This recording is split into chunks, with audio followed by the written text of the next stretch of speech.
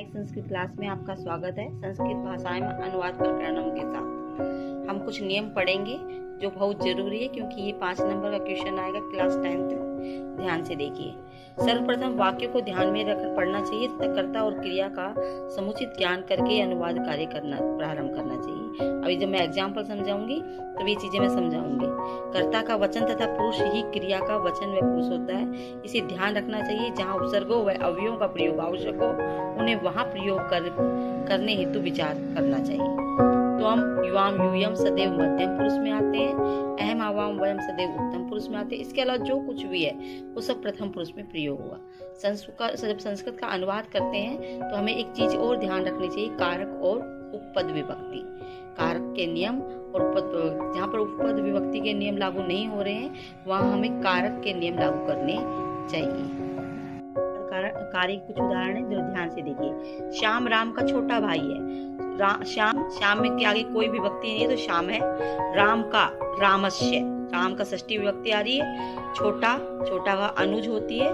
भाई भ्राता है अस्ति, तो क्या हो जाएगा? श्याम है रामस्य अनुज है अस्ति।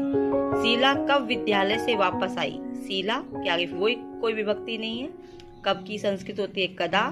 शीला कदा विद्यालय से जब वापिस आते हैं या किसी चीज से अलग होते हैं वहाँ पंचमी विभक्ति का प्रयोग होता है। यहाँ उपपद विभक्ति का नियम लागू हो रहा है, इसलिए यहाँ पर हम क्या करेंगे? विद्यालयात्।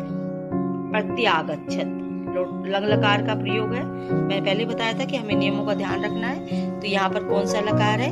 लंग लकार है, तो हमें लंग लकार का ध्यान रखना चाहिए। तो लंग लकार ए से स्टार्टिंग होता है इसका। तो शीला कदा विद्यालयात्, वापस आना नहीं, लौटना। प्रत्यागच्छत्। देवानंद एक प्रसिद्ध अभिनेता थे। कोई पास्ट टेंस आ गया। देवानंद है, एक है, प्रसिद्ध है, अभिनेता आसीत। देवानंद है, एक है, प्रसिद्ध है, अभिनेता आसीत।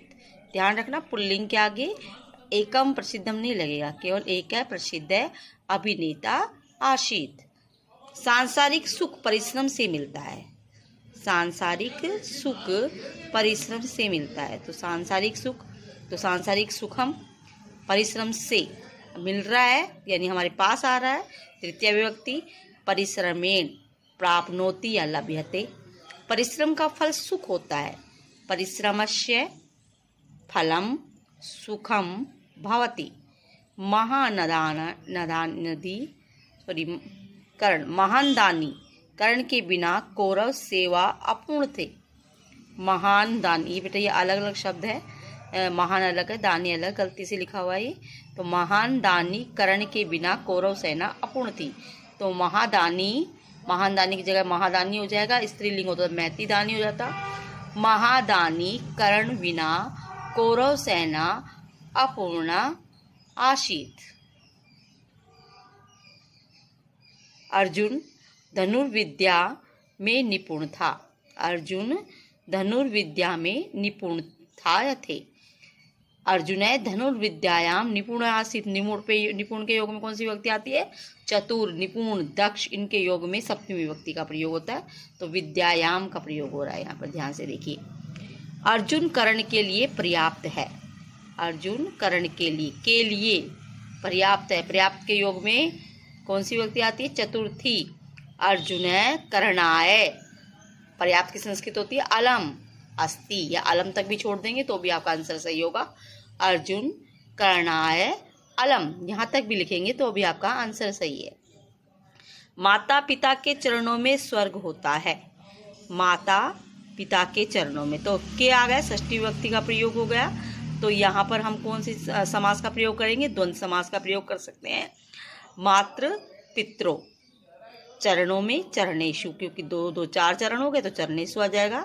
स्वर्ग भवति, चरणाभ्याम लिखेंगे, नहीं लिखेंगे, चरणों में है।